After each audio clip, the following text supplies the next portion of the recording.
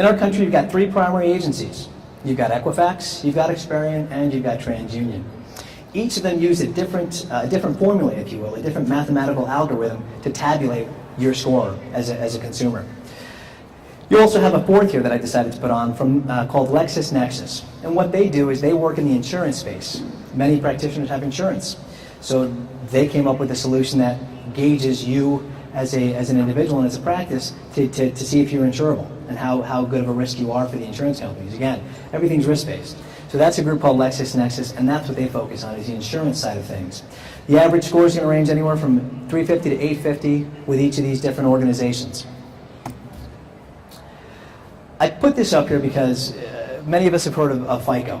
And FICO is basically a way that they really tabulate and kind of categorize those different elements within a credit report. VantageScore came up with their model in about 2006 to really kind of compete with FICO, to come up with what they thought was the perfect metric of how these things are applied within a credit report.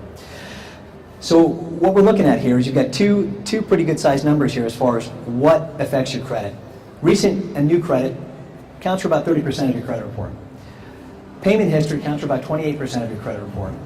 And we have credit utilization, which tallies in at about 23%.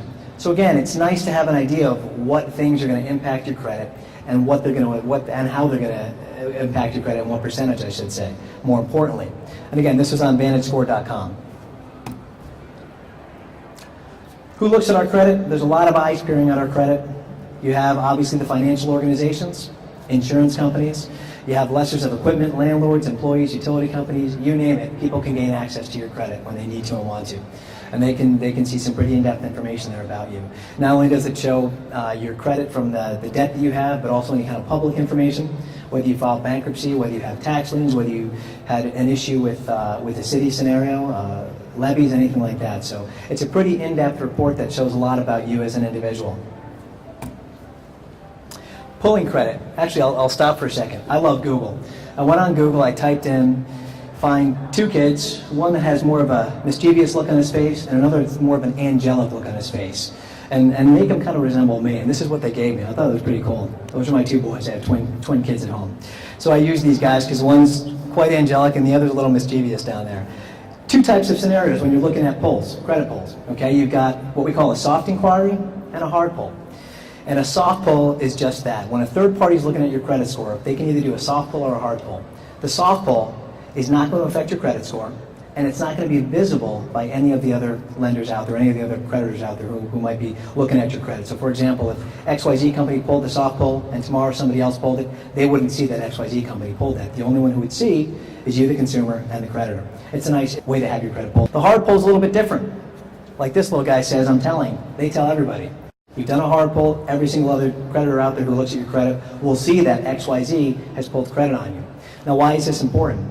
Because one of the elements of looking at your credit and assessing you as a credit risk is how much credit you have, but not only that, how much credit you're trying to obtain at any given time. So that's why these two things become important. And a hard pull will indeed affect your credit. It's going to drop your credit score about 1 to 5 points, so be aware of that as well when you're pulling credit. Talk about some of the red flags. We all talk about the red flag that's waved around in the lending community and what things they deem as a red flag. Pretty simple things here. I'll point out some of the more prevalent ones. Obviously, bankruptcy is a pretty big thing that lenders look at when they're trying to decide whether or not they should lend you money. Now, bankruptcy is not an automatic, no, we can't lend you money. If it's discharged 3 to 5 years, you have a decent opportunity to procure some funds. And I'll go into a little more detail about that. Liens and foreclosures, they don't like to see that on your credit report. And the other one that I think is important too is reduce credits and balances above the limit.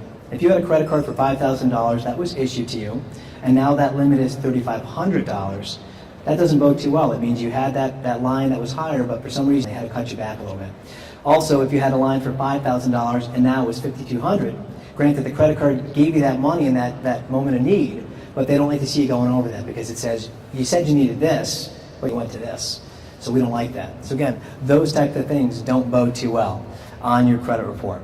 And another one that's important too is they like to see the revolving debt that you have at a minimum. Less than 50% typically is what they like to see. They don't like to see you maxing out those credit cards. It says that you're using it a little aggressively.